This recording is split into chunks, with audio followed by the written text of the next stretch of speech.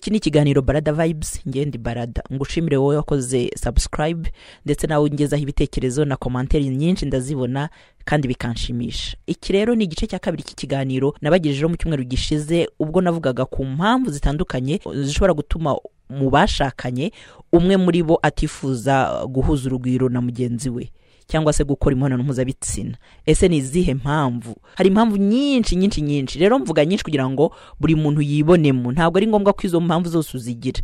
Ushobora kubonamo imwe, ushobora kubonamo ebyiri. Uyu munsi rero tugiye kubagezaho igice cya kabiri ndetse tuze kureba n'inama. Ese ufite iki kibazo mu rugo rwanyu, ufite iki kibazo n'iki wakora? Ese hari umuntu uzi ushobora kuba ufite iki kibazo, nawe wamugira inama yo kumva iki kiganiro.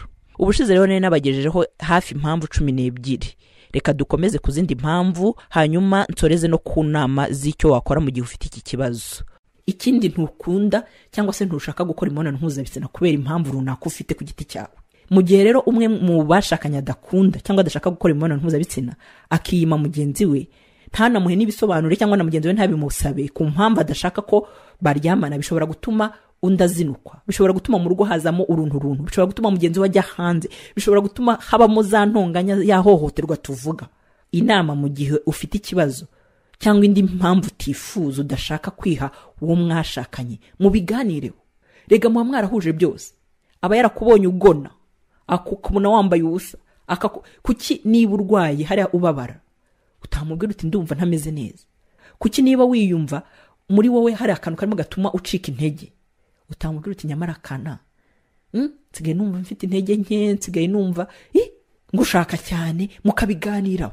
Ni gute mwicara mukavuga mutabana tuzabajyana kuri iri shuri, tuzabariha amafaranga, tuzubaka hariya, tuzafasha kanaka, tuzatwerera kanaka, tuzajya mu bukwe bwa kanaka. Ibyo mukabiganira ariko byagira mu kubaka urugo ntihagire ikintu muvugana. Kuko iyo urwaye arakurwaza, ntabwo azakurwaza kuko urwaye malaria gusa ngo nibigera hariya areke kukurwaza. Nicyo mubereho mwarasezeranye, murakundana, nimufashanye muri byose. Rero indi mpamvu rero ishobora gutuma mugenzi wawe agabanya kugushaka ngo mwubake urugo, mutera akabariro, no kurangiza umuhango no kutisanzura mu gihe muri icyo gikorwa cyo kubaka urugo, cyangwa se kuterekana uruhare rwawe. Kwemera kwiha uwo mwashakanye ukabikora utishimye, usa nkaho ari ukubura kugira, kwemera ukabikora nkaho ari inshingano, ari ukurangiza umuhango nta byishimo ubonamo, kumva se cyangwa kwemera kuryamana n'uwo mwashakanye uri kumushimisha, kumva ko uba umugiriye neza, nta na rimwe ujya werekana ko nawe uba ukenera ibyo bintu wifuza ko muryamana. Niwe tujuru saba wowe se ntabwo ubikunda, ntabwo ubyishimira koko? Kujya utegereza ko ari buza wowe ubimubwiye byakwanga?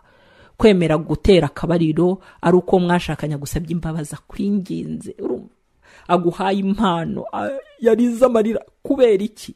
Mu gikorwa cyo kubaka urugo uba umeze nkaho uri igiti. Sex ni ya babiri. Iyo mukora biriya bintu ni muri babiri, buri wese agomba kwerekanamo uruhare rwe, ibyishimo bye. Inama rero igira uruhare muri iki gikorwa. Mukine, mwisanzure, mushimishanye, mwagazanye ibintu byose ku buryo buri wese yishima, mukagera ku rwego mwese muhuza.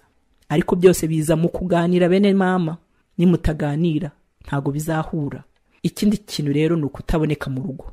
Hari akazi umuntu agira ugasanga ntaboneka mu rugo, mugenzi wawe ukaza cyangwa se ugasanga yarakwibagiwe, kuko niyo uje uba ufite ibindi bintu urimo. Reka mbabwira, akazi kahoraho, akazi turagakunda, ariko burya niba ushaka umuryango, akazi uzagakora neza kuko mu rugo bimeze neza. Hari abantu rero usanga bataba mu rugo ariko yazi igikorwa kigakorwa neza ku buryo mugenzi we asigara na stock, mureke mbivuge gutyo, akavuga ati kana kasubiye ku kazi ariko meze neza. Ariko hari nundi kubera akazi akora agera no mu rugo n'ubundi umuntu mugenzi we ntamenye ko yaje. Ni mwubaka urugo uvuga uti simba mu rugo ariko iyo naje ikibazo kirakemuka. Turi kumwe? Wikwitwaza akazi ndarushye, niriwe mu kazi ndarushye, ibintu bimeze gutya ndarushye, mfite ibibazo ndarushye. Ese uwo mugore washatse, uwo mugabo washatse, amaherezo ye nayahe? Ese uzamushakira undi? Uzamureka igiye kwirwariza hanze? Kuko rega umuntu abeshwaho no kurya no kunywa, n'icyo gikorwa rero kimubeshaho. None se kuki ushaka ko atakigiramo uruhare?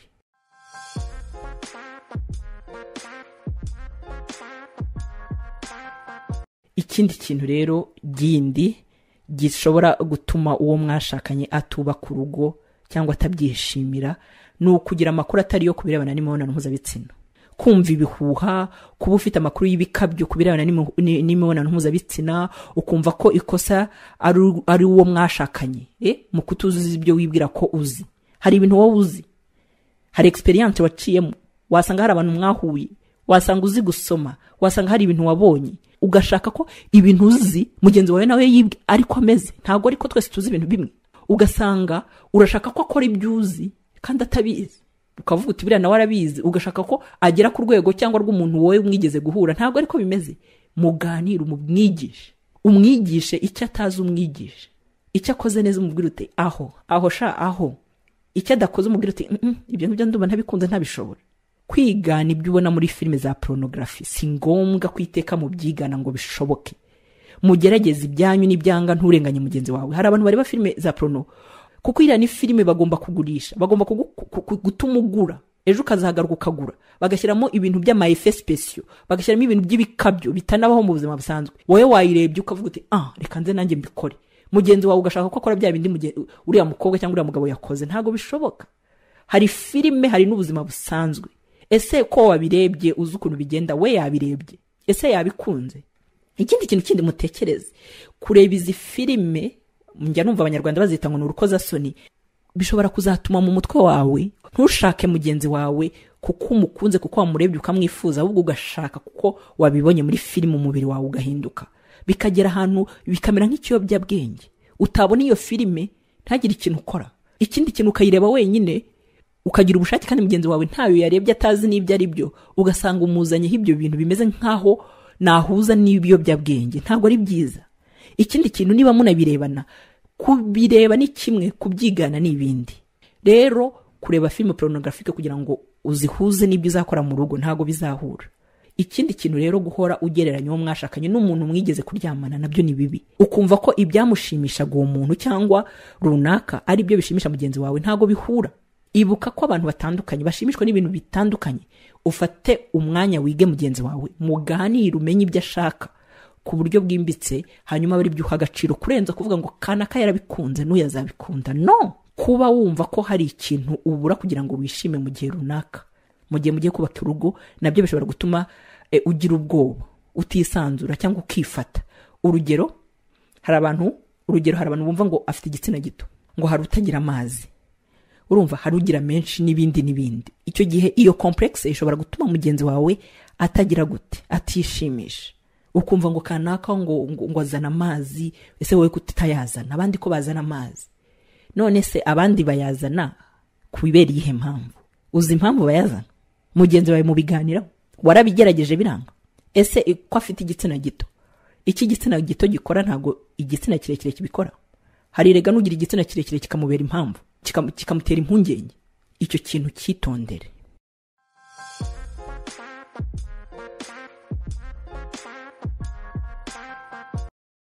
Dusoza rero, reka nkubwire ngo inama rero mu gihe uwo mwashakanye adashaka kubaka urugo, ikintu cya mbere ugomba kwitondera nuko ugomba kumenya ko kuganira kuri iyi nsanganyamatsiko ntago byoroshye. Nujya kwiganiraho n'uwo mwashakanye, ntuzibwiye ko ari ikintu kizoroha cyangwa se kizaba rimwe kikarangira. Nuguhozaho. Hakenewe rero gutega amatwi, kudaca urubanza, kudashinja mugenzi wawe, kutihagararaho. Genda gake, kwa kundi mwakundanye, kwa kundi ibintu uyu munsi mwabikoze nta kibazo, mushyiremo akantu, muganire, mufate umwanya. Ikindi mwibuke ko nimushyira hamwe mugakemura iki kibazo, aho guhimana cyangwa se aho kwikunda, aho kwirebaho, urumva, aho gukurura wishyira, mufite amahirwe yo gushyira hamwe mu gukemura ikibazo cyanyu, hanyuma ibintu bikagenda neza. Niba mutera imbere mu kubaka amazu, mugabyara abana mukabarera bagakura, nahangaha muzakomeza mukure, murimo murakurana, murimo murabana imyaka runaka, urukundo ruzazamo, mushyiremo tekinike nk'abasaza, nyine mugende mubikora neza. Kumenya rero ikibazo ufite ku giti cyawe, ntiwihagarareho, kumva ko ufite uruhare mu gukemura iki kibazo, no kumva ko iki kibazo gikemutse wakwishimana n'uwo mwashakanye akaba ari umunezero mu rugo rwanyu. Kuganira n'uwo mwashakanye ku kibazo ufite cyangwa se we afite, nubwo bishobora kuba biteye isoni cyangwa se kumva ko ari ukwisuzuguza, ariko birakenewe ko mwese cyangwa se ko umwe muri mwebwe afata iya mbere mu gutangiza iki kiganiro kugira ngo iki kibazo kibeho. Ikindi kintu, ese mwebwe hagati yanyu murabona bigoye? Mushobora kubiganiriza umuganga, umujyanama, bishobora kuba birenze ubushobozi bwanyu. mwarabiganiriye mwaragerageje ariko bikanga, mukaganiriza umuganga cyangwa se umuntu mwizeye wumva yabigufashamo. Hari umuntu ushobora gusanga cyane cyane kamfata urugero rw'umugore, ugasanga umugore mu gitsina cyahora humye, nta kadakora, umugabo nta kuntu atamushimisha, ariko harumye ku buryo yakoze imibonano mpuzabitsina ababara. Ugasanga umugabo ararekeye akavuga ati aha ni mukagatare. No, hari indwara nyinshi zishobora kugira gutuma umuntu donc mu gitsina he humagara, yakora akababara. Mugandiye n'umuganga mukajya kureba uwo muganga, arabafasha ibintu bigakemuka. Hari ubwoko bw'amavuta bashobora kubandikira agasigamo ibintu bikagenda neza.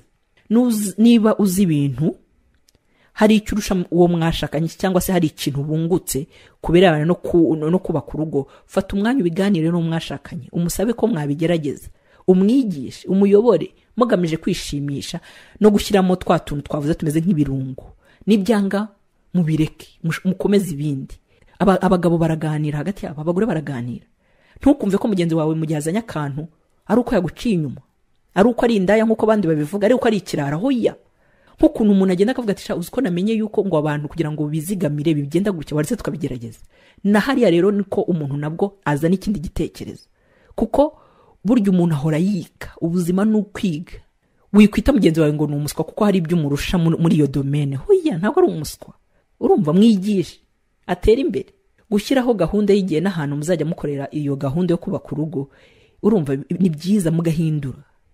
Mugapanga nk'uko mupanga, mukavuga muti ewana tuzasohoka tunywa akabyeri n'akabroshete, n'icyo gikorwa mugishyiremo.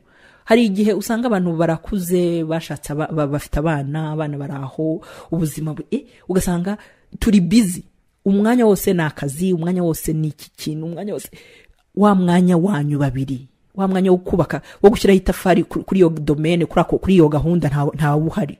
Ntago muyipangira. Kubera iki? Niba mubona mu rugo mutisanzuye, mufite ubushobozi, mushobora kujya ahantu mukikokora, mukaba mutireka tujya ahantu, ariko natwe tugira ukuntu tugira icyo twimarira, kurya gusa dushyira mu nda, nk'uko woga ukisiga ukambara umwenda ufuze. Na hari ahantu hakenewe kwitabwaho. Ugira isoni cyangwa ntuzigire, waba ukijijwe waba udakijijwe, waba ubikora ufunze idirishya cyangwa habona harimo umwijima, waba utinya kubivuga, ariko urabikora. Bikore neza rero, hanyuma uzambwira. Urakoze cyane. na Barada, igitekerezo kuri WhatsApp, gukora subscribe ndabigusabye, niyo nkunga ngewe nkisabira. Ugira ibihe byiza.